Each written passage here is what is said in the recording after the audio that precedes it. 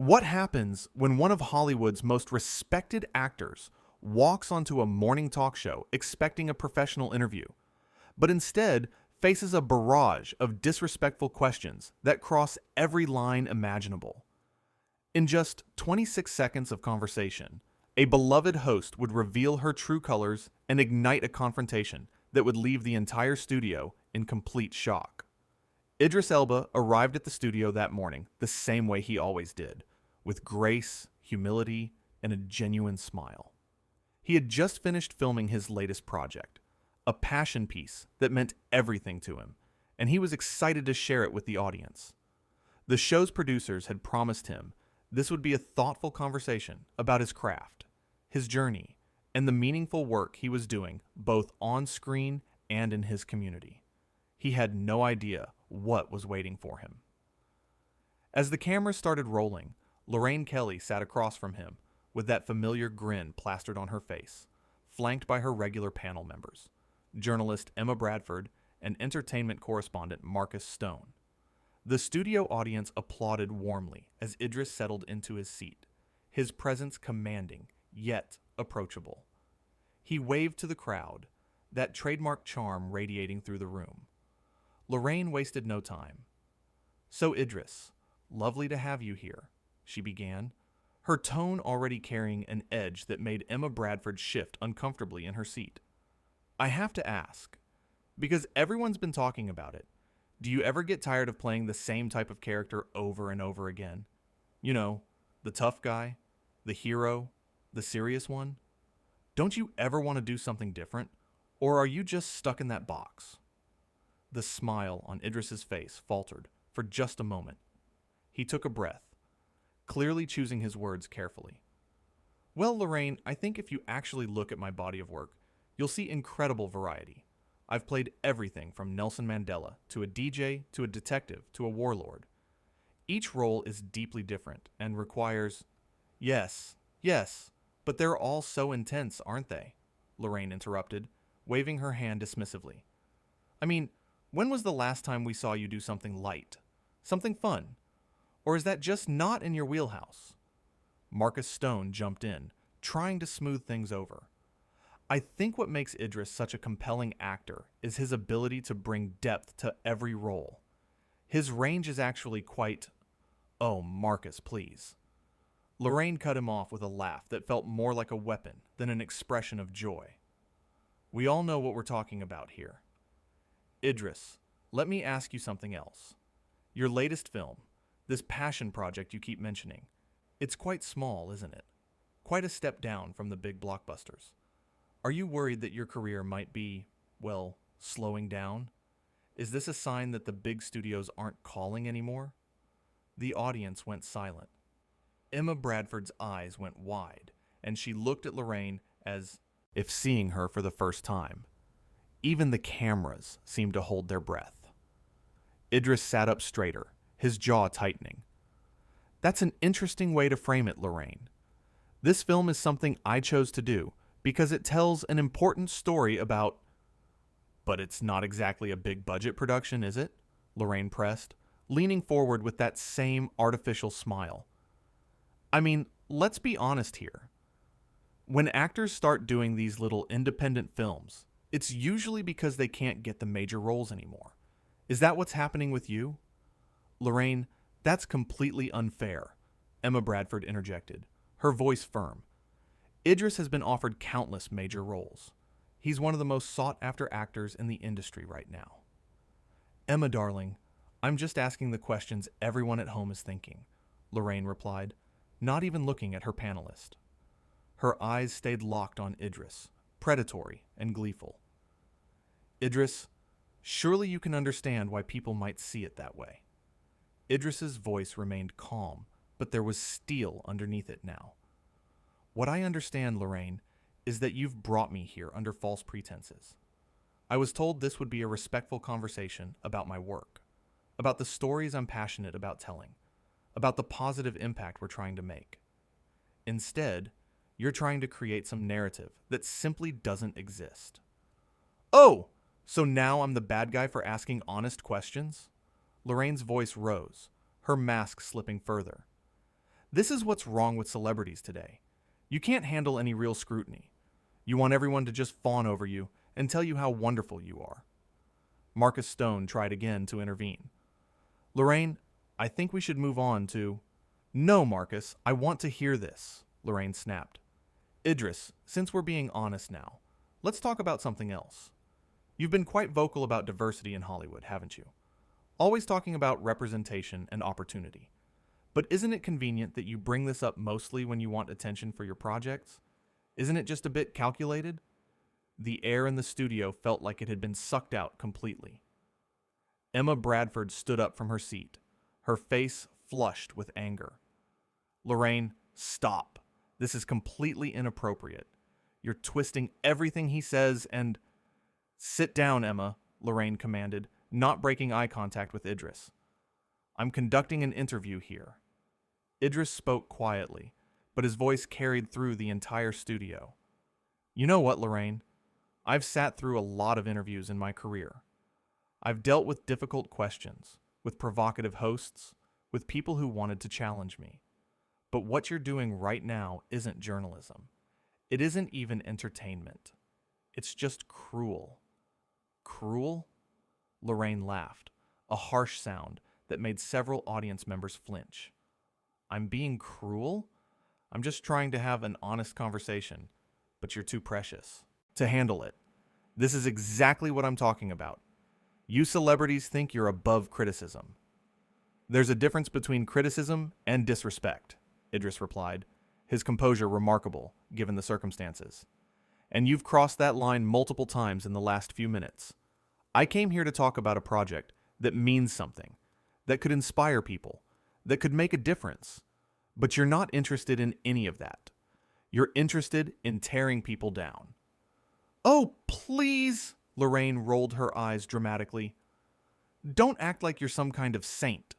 You're an actor. You pretend to be other people for money. Let's not get too high and mighty about it.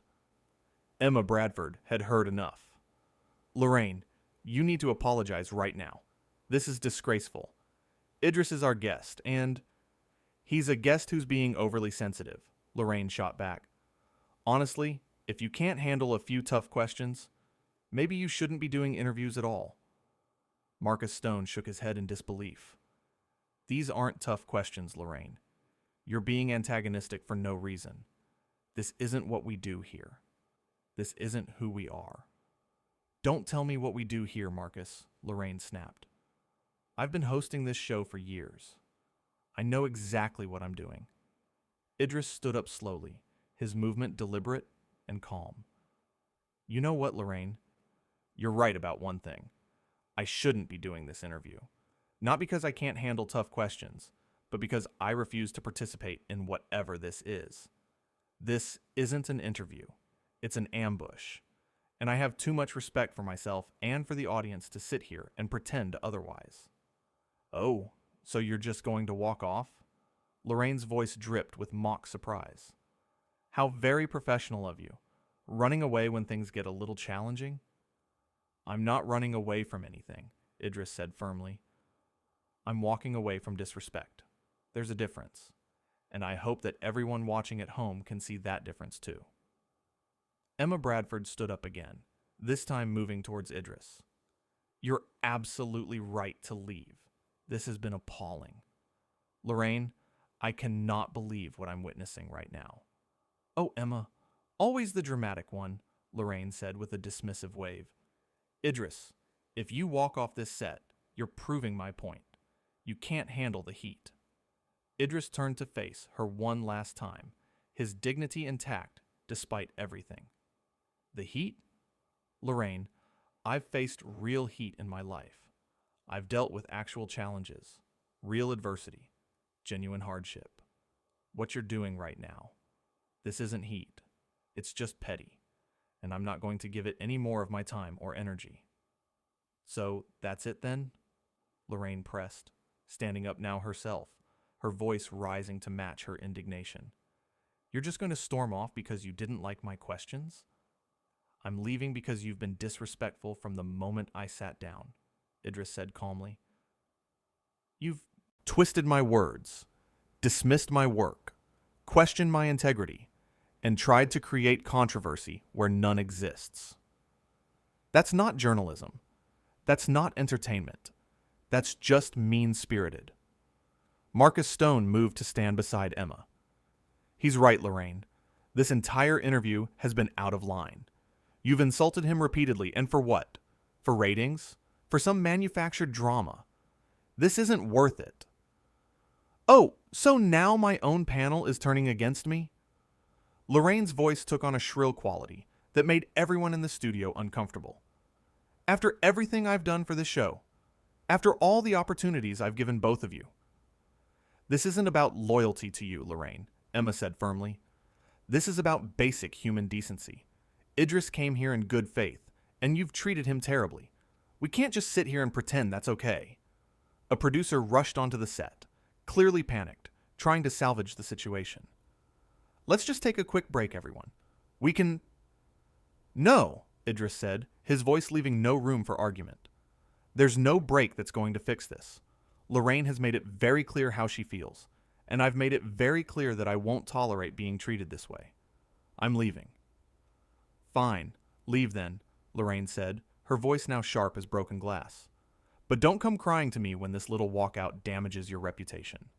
People will see this as you being difficult, as you being unable to handle criticism.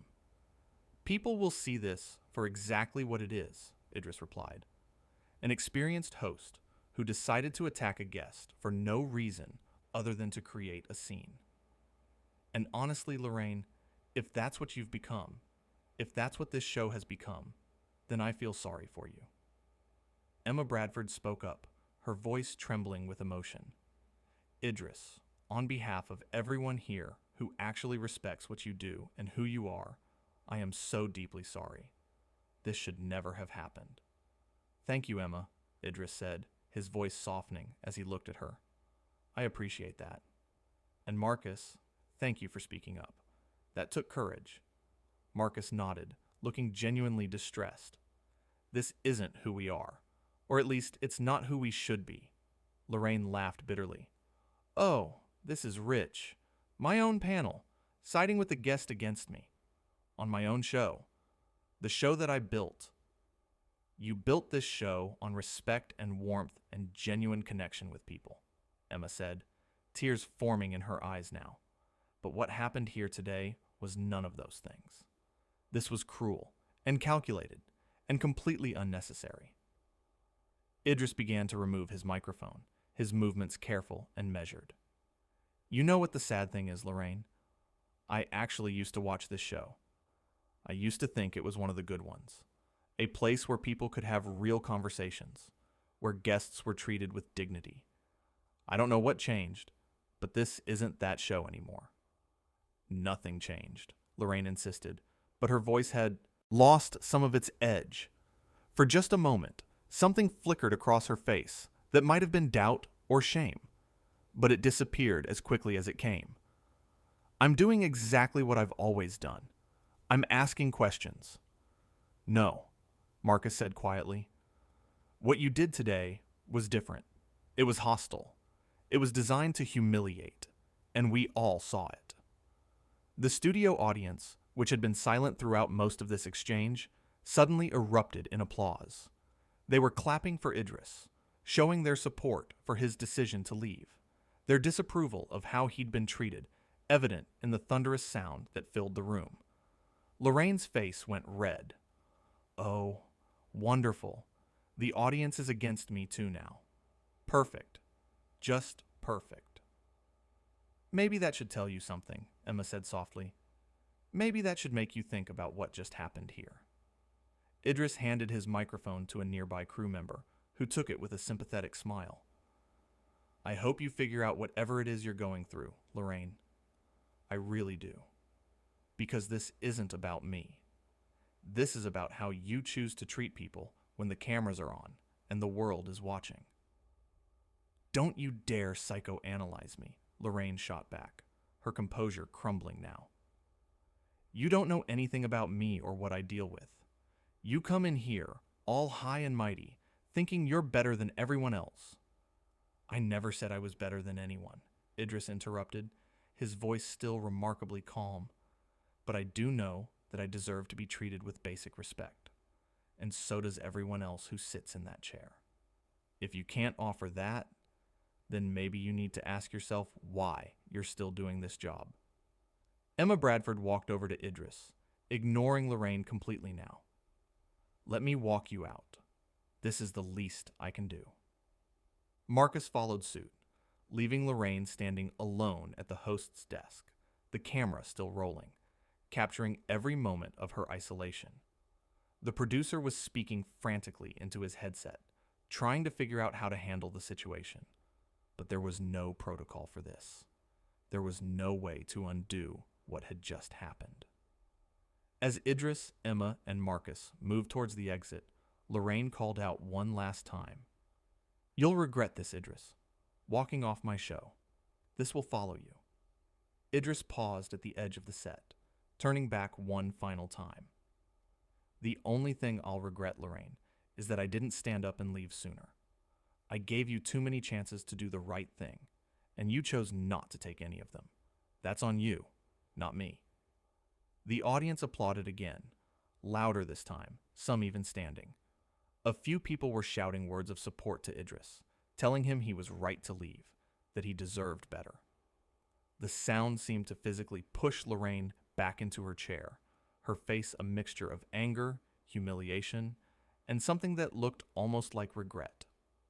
Emma put a gentle hand on Idris's arm as they walked through the studio doors. "I am so sorry. That was absolutely unacceptable. I don't know what happened to her today. I've never seen her like that." "It's not your fault, Emma," Idris said kindly. "You and Marcus both tried to stop it. You both spoke up. That matters." Marcus ran a hand through his hair, still looking shaken. "I can't believe that just happened. In all my years working on this show, I've never witnessed anything like that. The way she spoke to you, the things she said, it was all very deliberate," Idris finished for him. "She knew exactly what she was doing. Every question, every insult, it was all calculated to provoke a reaction. I just chose not to give her the reaction she wanted." "You handled it with such grace," Emma said, admiration clear in her voice.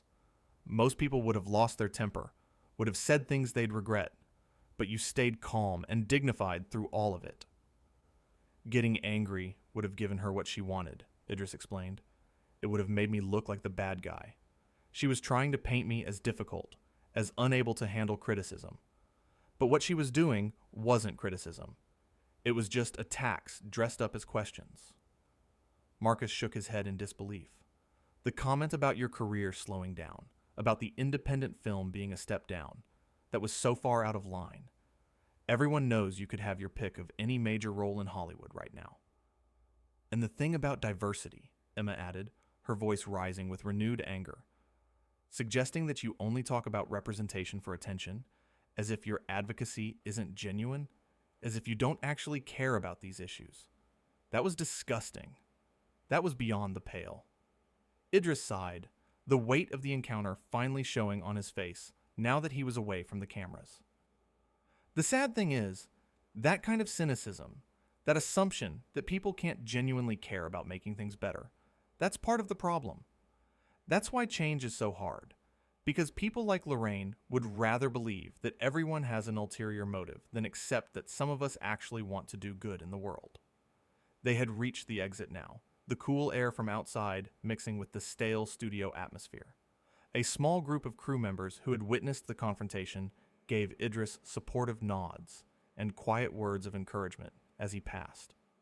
Several of them looked embarrassed, as if they personally bore responsibility for what had happened.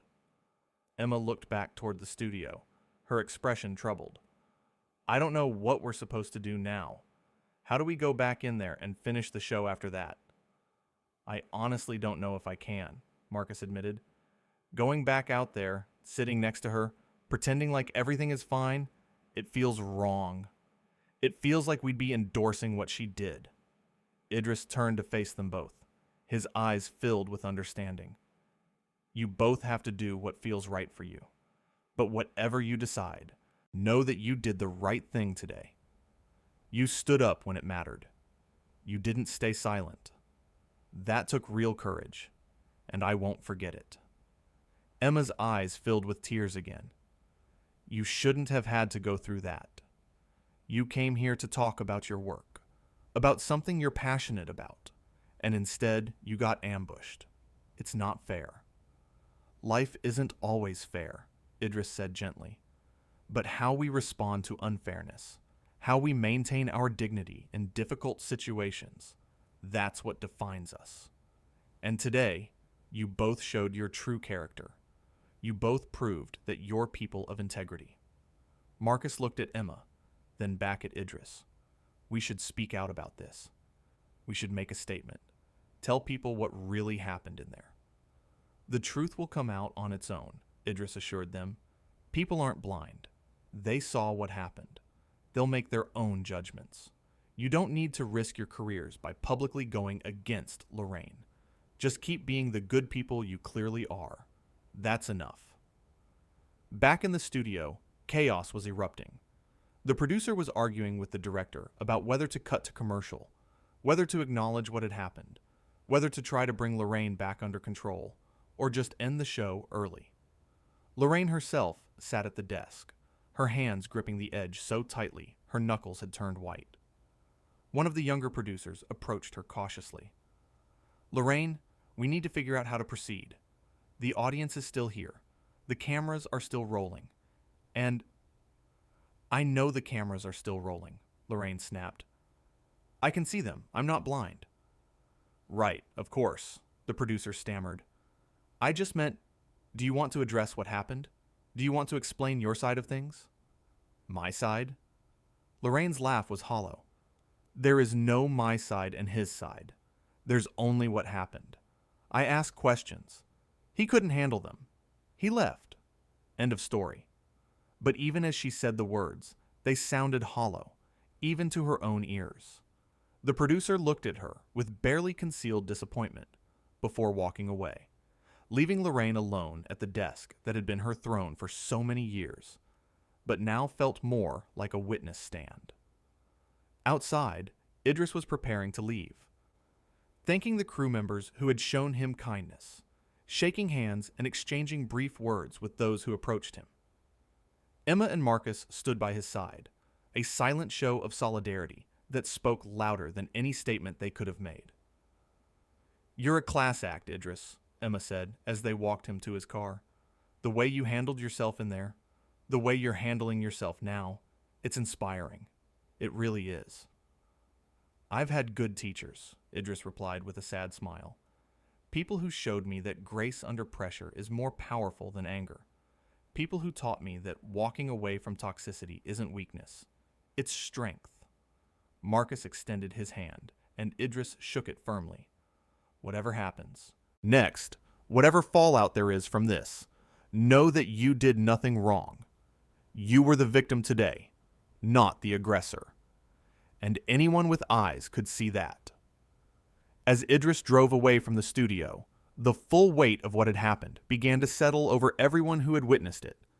The audience members filed out, talking in hushed, shocked tones about what they had just seen. The crew members went about their duties with heavy hearts, wondering what this meant for the show they worked on, for the host they had respected. And in the studio, Lorraine sat alone, the lights still bright, the cameras still rolling, capturing her isolation, her defeat, her moment of reckoning. She had wanted drama. She had wanted a moment that would be talked about, that would generate buzz, that would remind people of her power and relevance. She had gotten her wish, but not in the way she had imagined. The show that day never finished its scheduled programming. After several minutes of confused deliberation, the producers made the decision to cut to an early commercial break and then simply end the broadcast, citing technical difficulties. It was a lie that fooled no one. Emma and Marcus never returned to their seats on the panel. They spent the rest of the day in meetings with producers and network executives, discussing what they had witnessed, what it meant, and what should happen next. Both of them were clear in their assessment. What Lorraine had done was indefensible. The audience members who had been present began sharing their accounts almost immediately, their voices united in support of Idris and condemnation of Lorraine's behavior. They spoke of the palpable tension in the room, of the shock they felt at each successive insult, of the spontaneous applause that erupted when Idris stood his ground and walked away. And Idris himself, driving away from the studio, felt a complex mixture of emotions. Disappointment that what should have been a positive opportunity to discuss meaningful work had turned into such an ugly confrontation. Frustration that he had been put in that position in the first place. But also, surprisingly, a sense of peace. He had handled himself with dignity. He had refused to sink to Lorraine's level. He had walked away from toxicity with his head held high. In that moment, driving through the city streets with the morning sun beginning to break through the clouds, Idris understood something important. The interview had been a test, though not the kind Lorraine had intended.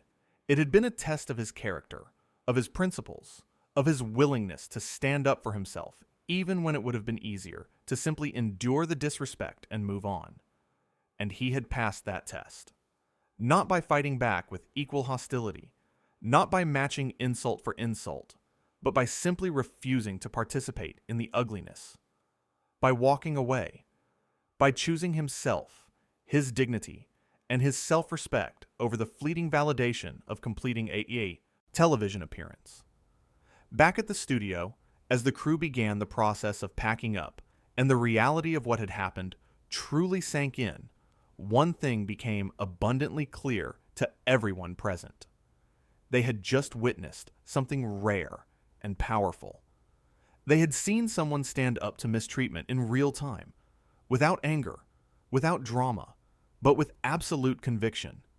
They had watched a masterclass in grace under pressure, and they had also witnessed the downfall of a host who had let power and ego override basic human decency. Lorraine had thought she was in control, thought she could provoke and insult and attack without consequence. She had been wrong. The studio lights dimmed. The cameras were finally turned off. The show was over. But the impact of those 26 seconds, of that initial cutting question that had set everything in motion, would echo far beyond that room, that morning, that moment.